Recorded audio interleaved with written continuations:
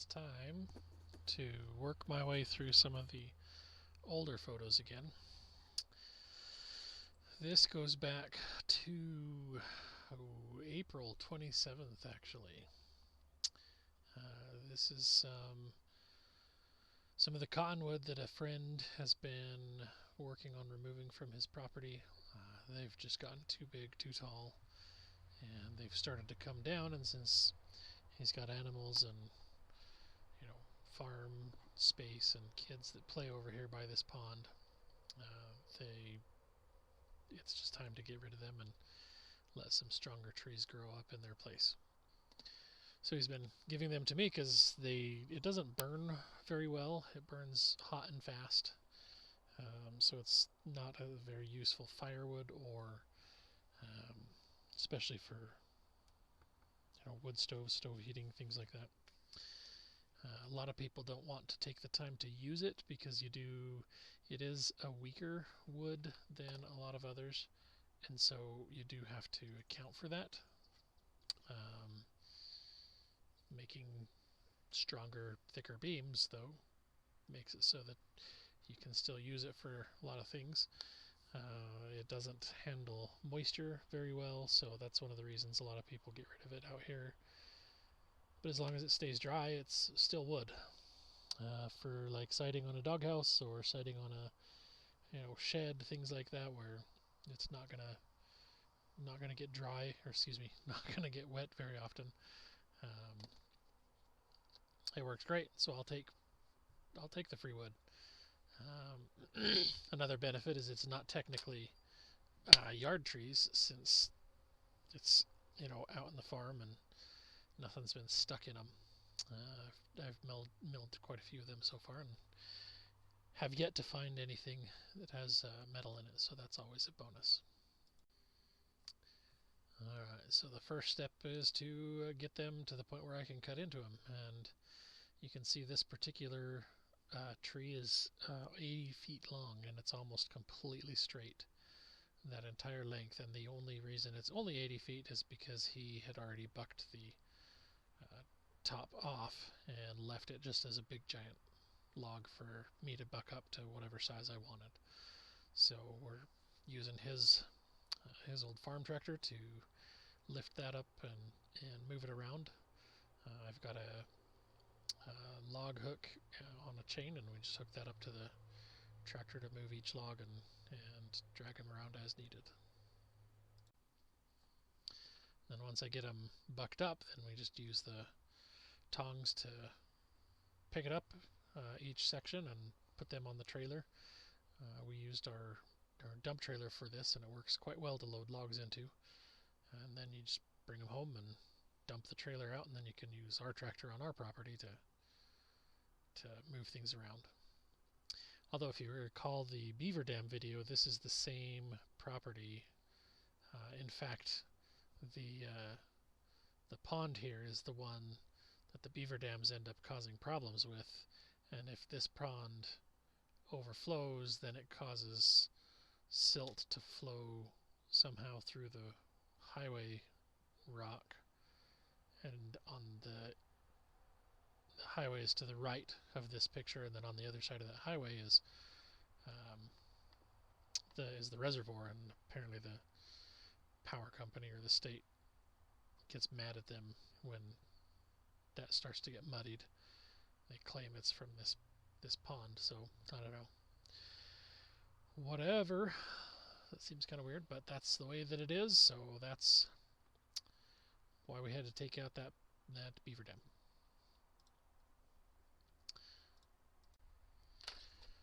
Alright, so we didn't get quite as far loading as we wanted.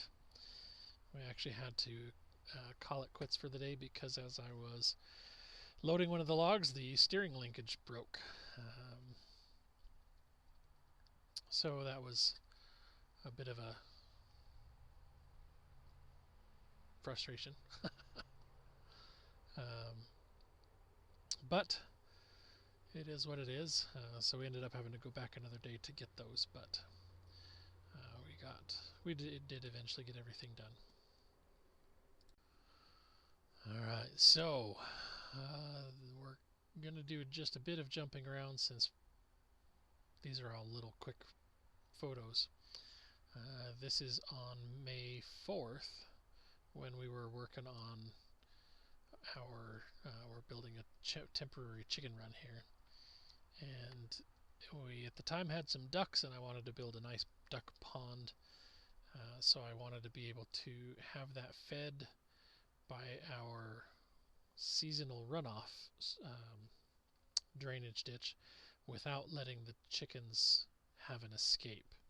So I had a bunch of pipe from a project from someone that they'd given us, and we buried that here. I dug the pond out. That's about 5.5 feet deep, I believe. Then the idea was that it would fill in from the pond on the other side of those posts. And then there's a little catch basin that would fill up and then flow through the pipes and the gaps between the pipes, and then fill the pond. And then on the south side of this pond, to the left in the photo, we'd be able to have a set of pipes that would act as a drain for the pond. And as always, I'm super eager to get rocks any chance I get, any place I get. So as I was digging these out, I found quite a few decent sized rocks. These are now all in our rock wall at this point. This is just showing the work to be done. You can see the log decks in the background. The one on the edge of the picture is the noble fir and cottonwood, and then the one right behind the tractor is the Doug fir for the barn build. And it was just a lot of work moving the dirt.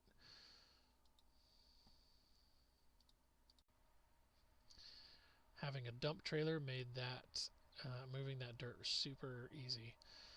So I would pull the trailer forward, park it here, and then use the tractor to obviously load the dirt into the trailer. Then I could take it over, and most of the dirt pulled out of here got dragged over to the new driveway area.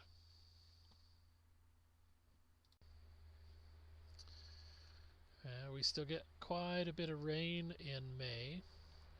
And this particular picture is on May 6th. On, I believe that was a Monday. I was working on digging everything out on Saturday, and then this was on Monday, I think, after I got everything leveled. And you can see the pond is starting to do its job, catching the water that's flowing in through those pipes. Alright, now we are jumping to May 12th. This was a particularly fun day because as I was getting ready to order the mill, I was talking to them about their shipping fees, and their shipping fee was, it wasn't bad. It was like $2.99 to have it delivered wherever here in town that I needed it. But I realized, well, we were talking about where it was shipping from, and as far as when it was going to be available, and they said, oh, well, it'll be about 2.5 to 3 weeks before they can get it shipped out of Portland. And I said, oh, really? It's coming out of Portland? Do you have a will call? And surely they do. So I said, hey, I can just drive down there and get it. So I took a day off, or took a holiday day anyway, and I went down and picked it up, saved myself the $300, and picked up a few other things while I was down there. Got some road fabric, and this is actually when I picked up the grading blade that I used twice before it broke, but that's okay. So anyway, this is at the distribution center for Woodland Mills, and you can see there are an awful lot of mills in that background. And here we are, all loaded up and strapped down. Not that it really needed to be strapped down.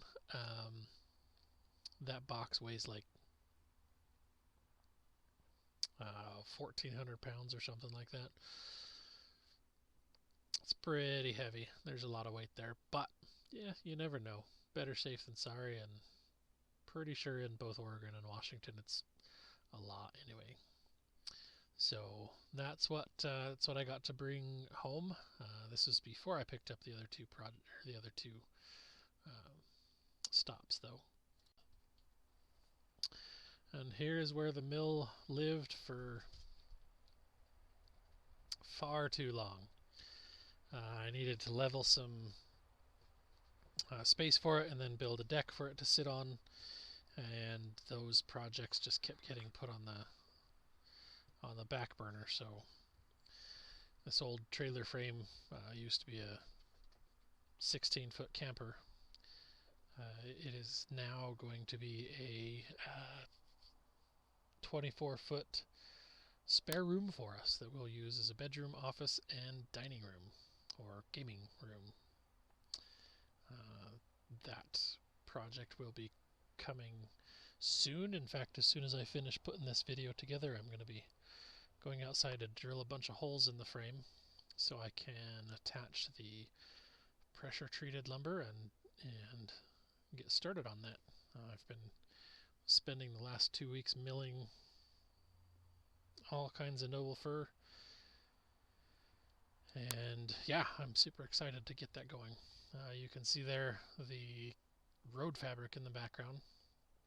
We have a couple of major projects that have been very slowly progressing that we've got to get that road fabric down, and then we can put some gravel on top, so we will stop having gravel falling all over, sinking down into the mud every winter. But that's it for today's quick videos. As always, thank you for watching, and God bless you and yours. Hope you're all staying safe and healthy out there.